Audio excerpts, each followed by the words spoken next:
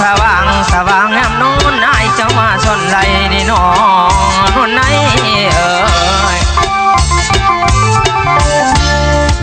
เมื่อยไอ้ยักยับเขาไก่สิจ้าเว้าต่อพระนาง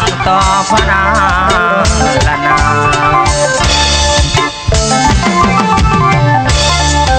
งนี่จบละน้องคือน้องงามละน้องคือน้องยืมผิดไฟมาซาดีน้องคำแพงงามละน้องจังน้องยืมขาไฟมายางหรือยืมผิดนกเขาหรือยืมเมาสักว่านั่นเทียมขางน้องยางมานั่นดี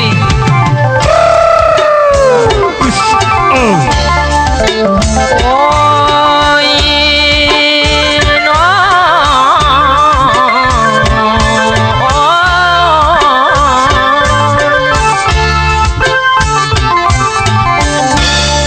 จังหวะไอ้นี่มาพบน้องยอดสง่าตะวันละน้อง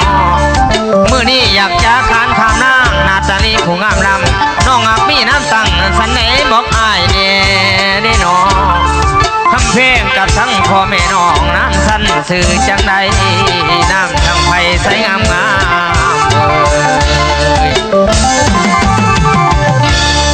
ยังเมื่อซาใจน้อบังอายอยากเอาเมื่อเป็นสะใภ้ให้แม่ยาได้เสยสมเมืองดี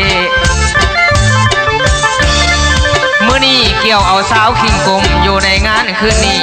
ไผได้น้อยได้หรือพอใจให้ยิ้มผ่านเมื่อเป็นไผตั้งบ้านเมื่อเป็นบ้านตั้งสวนละนอ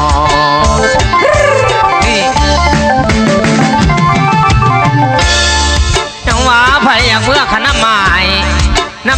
ขันไว้เฝ้าอีกอย่างในทอนหรือว่าขันอยากเมื่อขันน้ำไม้ข้ารถบ่ให้เสียข้าเหือบ่ให้จากอ้ายสิตายเป็นสร้างอีลาวันในเจ้าพี่ดิน้องจังหวะตายเป็นรถแท็กซี่พาน้องที่เมื่อเหลือใจหมอลำนี่นะ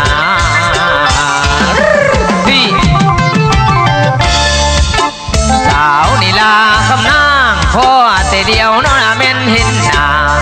ข่าวมานั้นยิ้มก้อยลอยบ่ให้สายฝนนี่มอย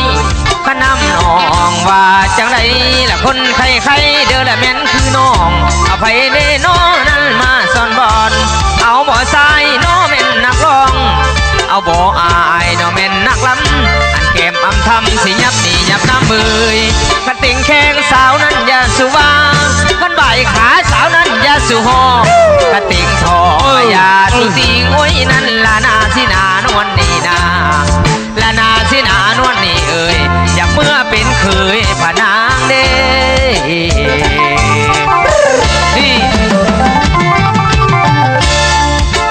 โอ้ยน้องโอ้ยคำเพลงคันว่าจบคือน้องอยากดมดินมนเจ้านางในน้องหาคนขี้ไล่จังบักอายอยากดมแก้มบัดเจ้านอนมาอ่อนซ้อนเด้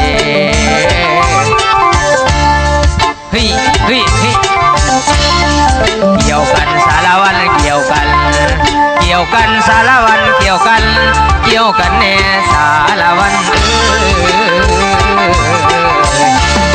เตี้ยลงสารวันเตี้ยลงสารวันเตี้ยงามไม่มาทำจำดินอันเตี้ยงามไม่มาทำจำดินลุกขึ้นสารวันลุกขึ้นแล้วสิขอเส้นพรต่อเส้นแม่เส้นพ่อนี่มาหวมน้ำกันสารวันจังมาจบน้อแม่นคือน้องจังมางามน้อแม่นคือน้องเอาไผ่เน่น้อนั้นมาซ่อนบอลเอาบ่อายน้อนะแม่นนักร้องมาดังฟองแม่นพอดีและกินแกงกบ2 มือนกโจโกอันกินแกงเขียด2 มือเยียดขิงนิ่งนุ่งเสื้ออิง